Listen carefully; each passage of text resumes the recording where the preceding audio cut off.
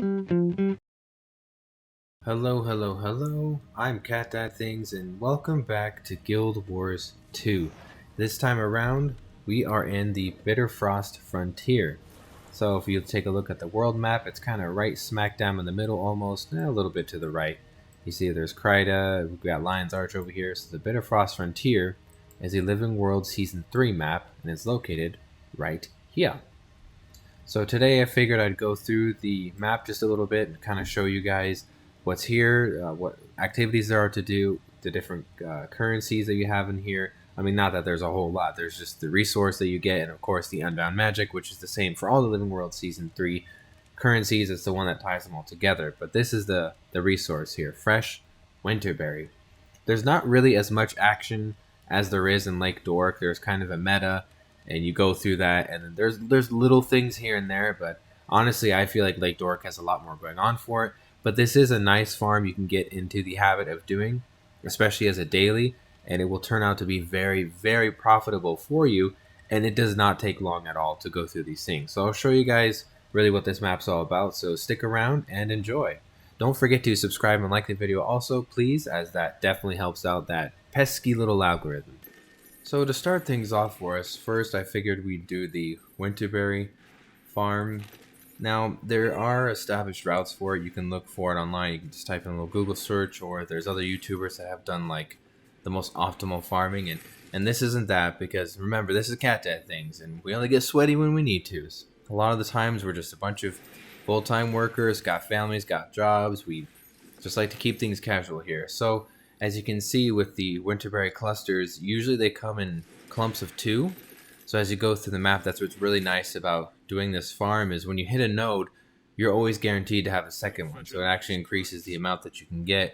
You do get those ascended materials as well, and if you have converters, great. If you don't, whatever, that's fine.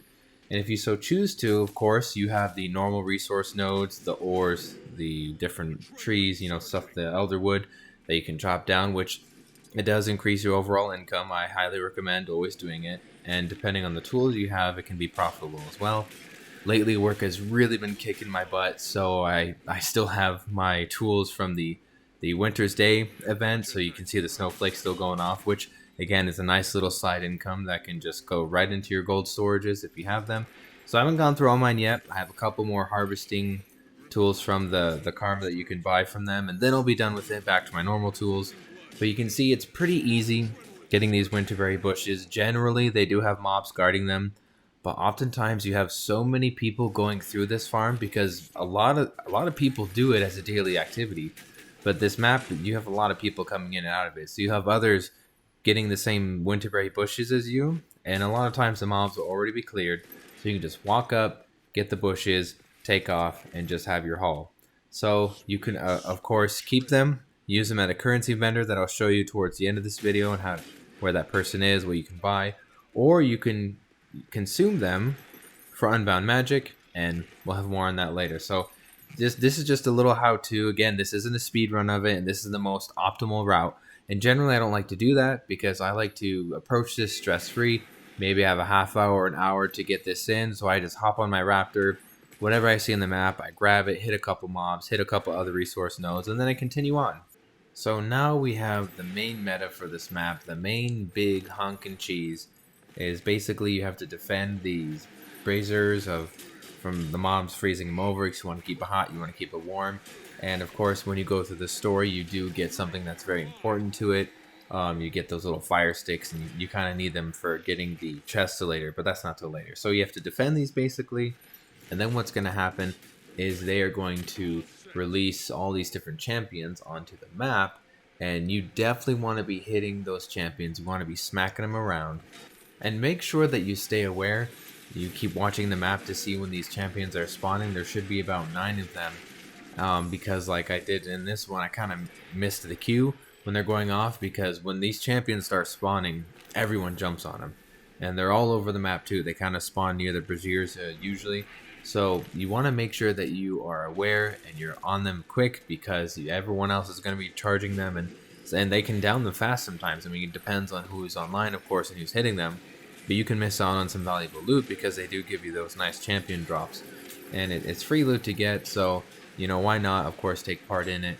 They're not really that hard. It's not like a big hard mega meta boss. Like it's nothing really to it. It's just some mobs you're just gonna have to smack around for a bit. The key is that there's a lot of them, so you want to try and maximize the loot. If you can, just hit as many of them as you can.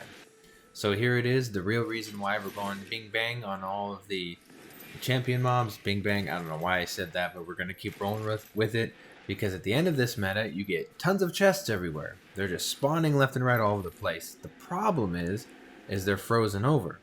So again, like I said before, this map is crawling with players usually, so a lot of times people already have them unfrozen for you, but sometimes you might get caught in a spot where the chests can freeze back over, or you just hit an area that no one has gotten to yet, but you kind of want to hit that area. Sometimes chests gets missed by people, things happen. So I will always promote doing the story first in any of the maps in this game. Always get the story out of the way, because you want to unlock everything. So in this map, it'll allow you to unlock being able to use that torch like I'm using right now, which unfreezes the chest for you if you need to use it. In order to do that, you have to go through the story, of course, and then you can go to, you'll see these little vendors by each brazier. You'll see like this little code, oh not little, they're big. This Coda dude, he's sitting there with his own torch. You just talk to him, use just a little bit of unbound magic. It doesn't really take a whole lot. And you can get at least the first level. You can get the first ability. It allows you to put a little torch on those chests, unfreeze them, and you see I've actually used it quite a bit, because again, sometimes these chests, they do freeze back over, or you just find one in a nook or a cranny that someone hasn't hit yet. It's just nice to have. And you can also be mounted while using it. Don't forget to do that, because it makes it very, very much faster. And you can actually get a lot of loot from these chests, and there's no opening time. Like, as you can see, you can select on it while you're mounted. Immediately it dismounts you, but you loot the chest immediately. And even if you're near mobs, if you're quick enough, you can remount back up before they actually hit you. And so you don't enter combat, you're still in your mount. So if you can, complete the story, get what you need to unlock these chests so that you're not missing out on any of the precious, precious loot. Alrighty guys, I just wanted to show you one more thing about this map.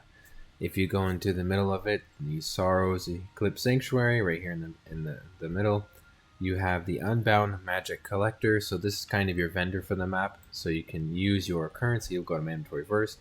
All that tasty, tasty Unbound Magic that you earn. You go to this vendor, and you see all different kinds of things you can buy. You can buy some recipes, obsidian shards, just the usual stuff you get from Living World Season 3. You do get these packets also, which you can actually make some decent money off of. Not the vendor here, on a different map, but I'll save that for another video. But what's nice too is you can actually buy some Ascended gear. There are guides out there, and this is kind of a nice intro way to getting yourself ascended very easily. It doesn't take very long to harvest all these winter berries, especially if you're doing this like a daily grind. And getting this Unbound Magic, again, if you're going through all the Living World season maps, it's all the same currency. So you can actually get these pretty decently, and you can get your Ascended underwater gear, which I have yet to do because, I don't know, I just get caught doing too many things in this game. But you can get that here too, so it's relatively easy. So I just wanted to show you this real quick.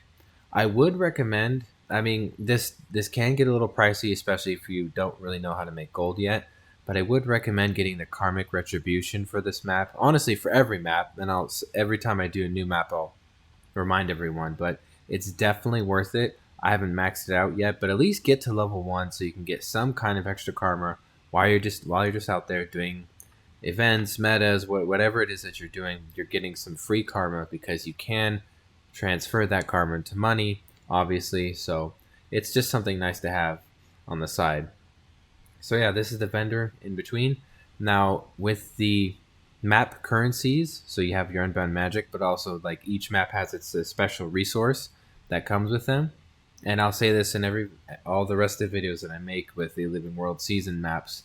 You might want to save them, or you might just want to consume them outright to get yourself more Unbound Magic. You just kind of eat them like a consumable, because there is a really nice money-making method that you can do. And again, I will share that in another video. I'll make just a video for that. I'll run through some scenarios, and I'll show you how to do it and what you can actually get from it. But this time around, I'm just showing you all the stuff they can do in the Bitterfrost Frontier. So that's pretty much basically everything I have for this map. There's not a whole lot to do. Like we saw a few activities, but it's not really that full.